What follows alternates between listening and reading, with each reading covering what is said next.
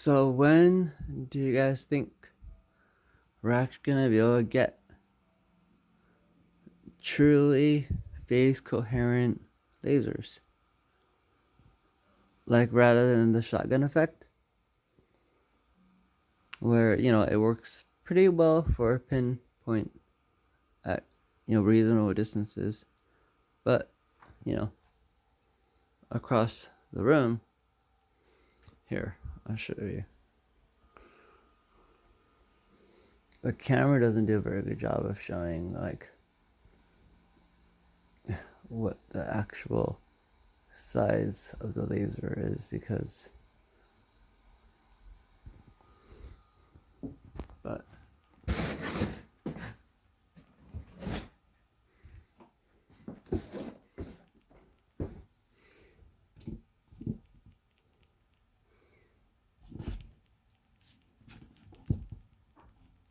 this is my thumb.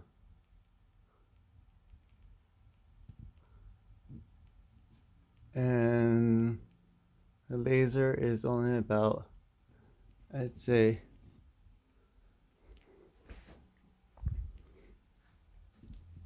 10 feet away.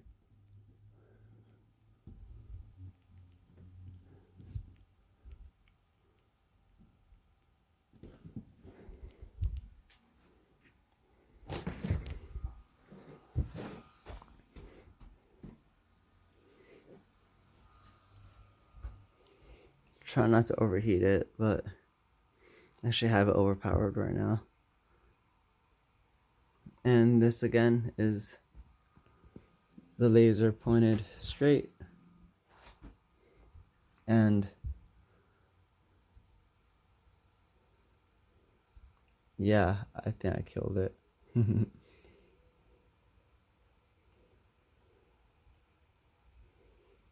Let's see. There you go.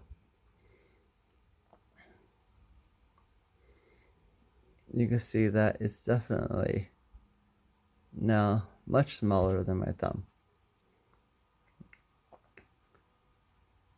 So lasers work by having a chamber mirrors the light flashes using a light pump, and like the flash ball basically bounces within aluminum, which was something that was discovered very recently, and it allowed for very, very, very, very bright mirrors. That's why it's called aluminum, and or aluminium, and that's why even like the Hubble telescope, instead of using like a glass magnifying lens, it uses a giant mirror as a magnifying lens. So what a laser does is it basically just allows you to do a proto version of what kids do when they use a magnifying lens to burn things. And it does that by allowing the light to be captured within the light chamber for as long as it needs to be captured before it exits through a semi-filtered mirror that's just enough to be convincing enough to be a pointer. But it's more like a shotgun than it is a rifle, I guess. It's even the sprawl that you see is actually the sprawl of all the light that has been traveling back and forth, up and down, left and right, every single direction, however long it's taken before it's finally exited out the semi-filtered front section. And nonetheless, at a distance, it ends up growing about 100 times larger. It's hard to depict on camera because there's no point of reference, but that's why I put my thumb up there. But once we get lasers like actually down, imagine the possibilities of actually having it so that the light would actually be truly phase coherent and all the photons would be traveling in the same direction. so that no matter what distance you're at, the laser would always be the same exact size, same exact intensity, same reliability. And that seems to be what's holding us back right now. And you can even see the scatter shot, kind of, which very much reminds me of buckshot, of like the way that the light bounces around so many times that you see a sparkle as like the light spread, like isn't capable of actually shining out perfectly straight, but instead is coming out at multiple angles, and it forms a roundish shape, but still it's not truly phase coherent. So we call this a laser because it's the best we could do, I guess. But it's not really a laser as far as what the definition of a laser should be. So when do you suppose we actually would achieve an actual laser? And by definition, that would be a light source that would be phase coherent, that would be able to maintain its point precision no matter the distance, because all the light, all the photons would be moving in a perfectly, as far as photons can, they do swerve. But I mean, as far as they do swerve, it'd be minimal, and it would be way less than the spiral I'm getting here from 10 feet away, to the point where it would be a pinpoint from here just as much as it's a pinpoint. It would be a pinpoint from there. And getting that done has been something that Lawrence Livermore Laboratory has been working on for about 50 years, and a lot has been done. This form of laser actually was used to capture the atomic bombs, and the fact that it sprawls was actually useful. But we don't need that. We need lasers to actually, concentrate power, the same way that you use a magnifying lens to concentrate power. It's basically just supposed to be a pocket magnifying lens with its own little sunlight on the inside that you could use to concentrate light energy. But we haven't actually gotten that done. So technically, we haven't actually invented the laser, which is just kind of trippy to think about. I hope it's done within the next, few decades. But this has a lot of ramifications. I mean, as far as like LIDAR and stuff like that, it's like if we can't actually invent lasers yet, why are we talking about LIDAR? There's a lot of different ways that you could actually get lasers to work, but there's also other ramifications too. Like, for instance, I've tried the double slit experiment, and it turns out that there's actually a lot more complexity to that than it seems. Like, for instance, you definitely need to put like the hair inside, or silk is what I use, inside a vacuum. But nonetheless, the silk is gonna resonate, and that resonance is gonna cause the same exact resonance that you see sprawl. So the laser is striking the string, which seems like it's still, but it's not. It's actually in constant motion. And even shining with the light, kind of like Koch's radiometer, is actually causing the string to resonate.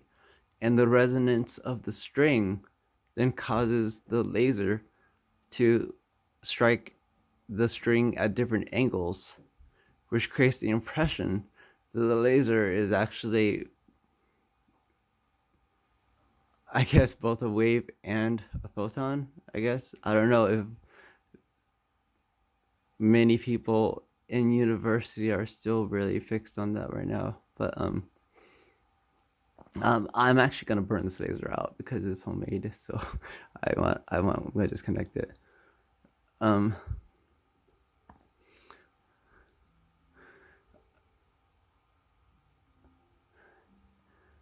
when you shine a light at something, especially like as high intensity as a laser, and you shine it at a string or you shine it at a slit, you're actually imparting force upon it. That force is resonance, and that resonance is naturally going to have a harmonic quality to it. And that harmonic quality to it, it's going to be, similar to a pendulum. It's going to cause the string to resonate in a way that's going to cause the sprawling of the laser to have a predictable spread. Because as the string resonates, the buckshot nature of the laser ends up striking the string at different angles, even though it's supposed to be a laser, but it's not. It's really not. So it's just striking the string at different angles, and I'm gonna shut this off. It's getting really hot. Yeah.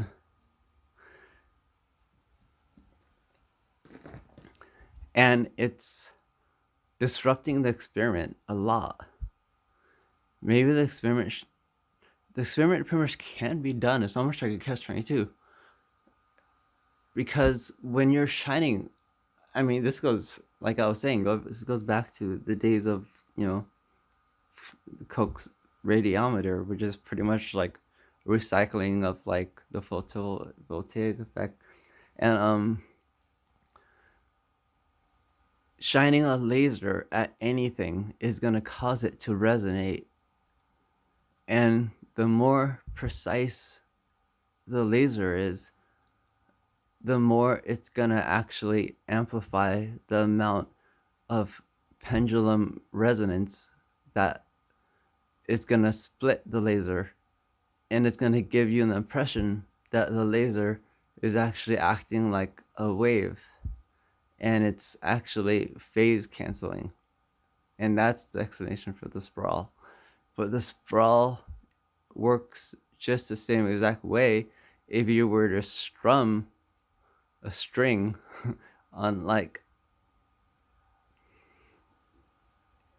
I don't know, like if you just tighten up like an E string on a guitar and strum it and then shine a light through it, you get the same phenomenon. And that's not because of phase cancellation. That's because the string naturally has a harmonic resonance, and the harmonic resonance has a complex sinusoidal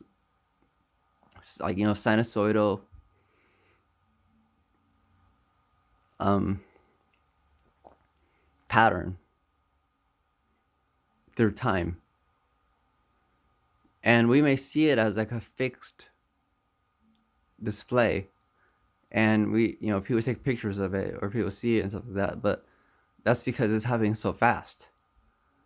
And it's kind of like when you play a note and you hear in the note, you hear a single sound. You don't hear like each individual like oscillation of the string. The same thing is occurring when you're shining a light at something like a string.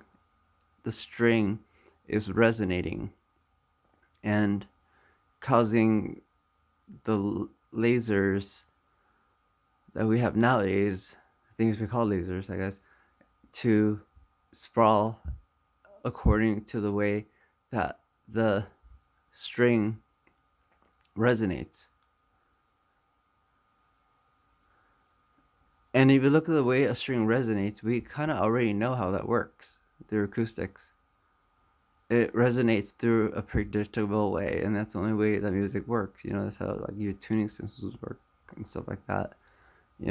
Like standing waves. Like, you could typically, it has like, like the typical standing wave. It has like the U wave. It has like the 3-bump wave. So it's similar to how you could use a guitar and do like the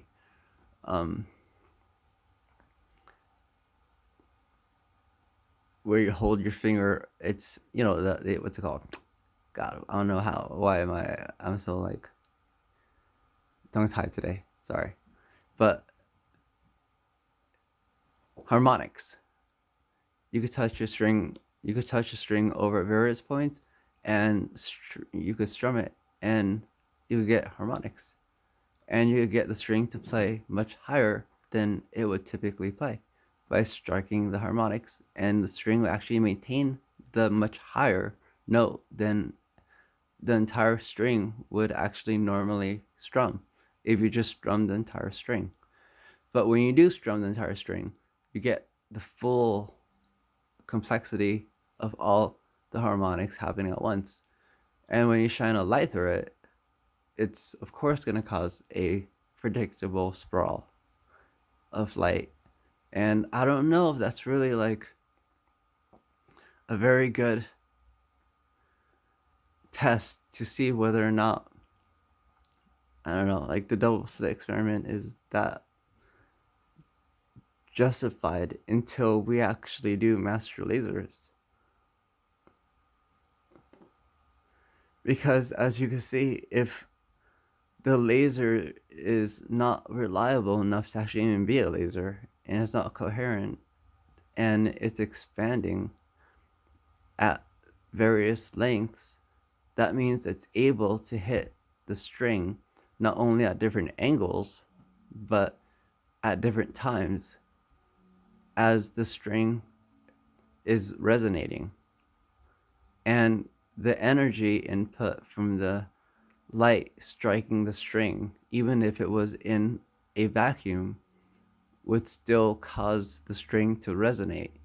Even having the string, like, it's pretty much impossible to get the string to be perfectly still. And that's the same thing that applies to a slit.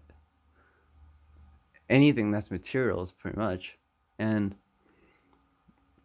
even two pieces of like very, very, very finely flat metal, if you were to try to place them together and create a slit, they would actually suck themselves together. That's apparently a mystery, but I think it has something to do with like the Bernoulli effect or something. But there's no actual way to determine whether or not the laser itself is what's causing the diffraction that we're mistaking for the wave particle duality until we actually do create lasers. And by definition, a laser should be what we would expect a laser to be: a continuous source of coherent light. And no matter what distance I'm at, it would actually remain the same size bead. But we've yet to achieve that. So any experiment that uses lasers as we use them now, we're just kind of calling them lasers when we're not anywhere near the tool set to even make any conclusion as far as that's concerned. But I mean, that's what makes everything interesting, I guess. I mean, we just figured out that cats actually know their names. They're just really disobedient assholes. Someone had to write it down in biology, and so it became a fact. Cat owners knew it, but that's anecdotal. But it was written down in a scientific journal, so it became a fact. So I don't know. When do you think that we're gonna be able to get like truly coherent lasers? Truly light coherent, phase coherent lasers that would actually be able to shine a true pinpoint at any distance. Because once we achieve that, it's gonna be actually like a huge revolution. That's gonna be some Tony Stark technology right there. Like, like as opposed to like Musk technology. That's like gonna be like the ability to like create a freaking like new element. But or multiple new elements. But yeah, I was curious what you guys had to think about that, because I think we all kind of know that the lasers we're using are not truly lasers. I mean, everyone who ever worked at a laser factory knows what a laser is composed of, and no, and if you live anywhere, you ever happen to live by the world premiere, like largest laser in the world, LLNL, then you would know through the scientists there that yeah, the lasers actually aren't really lasers. But they were actually very effective at what they were used for at the time, because they were used for a lot of really good research at the time. And as far as the ability to have pretty much a child with a magnifying lens harnessing the sunlight into a bead, but do that 70 stories underground, that's an accomplishment. So that's pretty rad. And green lasers could burn stuff. That's pretty rad. So I mean, yeah, there's lots of cool stuff that is cool. And so we're heading towards the direction of making them more powerful, but they still need to be focused and they still need to be filtered more properly. And there's got to be some sort of a breakthrough. And this is pretty much a challenge for, I guess, everyone, really, like the next generation, hopefully, to figure out how to make a true laser that is actually able to just shoot a phase coherent beam. That's all the definition really is, right? A phase coherent beam,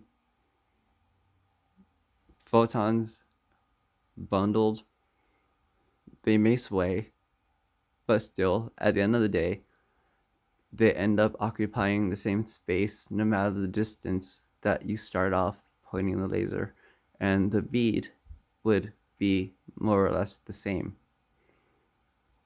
I mean, more or less the same, because who the hell knows with like statistics and everything, but it would not be something like as off as 1 versus 100 or any huge significant difference that would be very visible to the naked eye.